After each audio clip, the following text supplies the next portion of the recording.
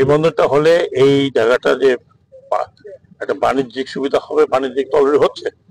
হ্যাঁ, একটা হবে, এটা হবে যে 10 লাখ মেট্রিক, প্রায় 10 লাখ মেট্রিক টন আমাদের মালামাল ওঠানামা করবে। হ্যাঁ, সেটা এখানে সাইলো আছে, এখানে অন্য আছে, এখানে অন্যান্য প্রকল্প আছে, প্রাইভেট কোম্পানিরা আছে।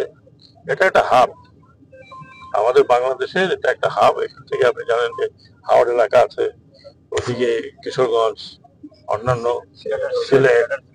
তো ওই যে গ্রেটার সিলেটের যে সমস্ত অংশ আছে, এটা অনেকদিন থেকে অনুভব করা হচ্ছিল।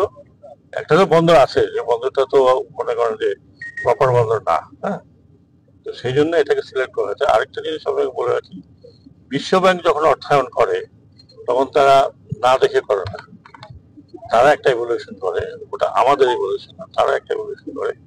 যদি মনে করে যে এটা প্রফিটেবল এবং এখানে টাকা দেওয়া যায়, বিশ্বব্যাংক তখনই টাকা দেয়, এমনিতে টাকা দেয় না।